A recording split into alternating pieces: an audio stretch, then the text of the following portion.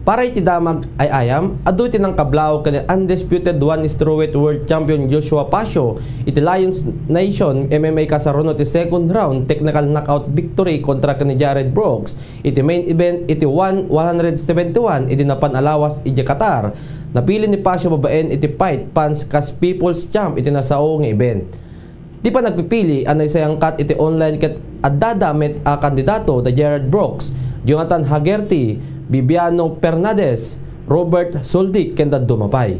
Nagyaman ni Pasio iti na marswa iti parabor an naawat na ken nagyaman kandidat tao ng tulong kanang suportar kanyukana. Babaen ti panangabak na ket makaawat ni Pasio iti $6,000 bonus sa bali pa iti guaranteed force na win bonus ken $50,000 performance bonus nga ited ti one CEO Chatri Sityodtong.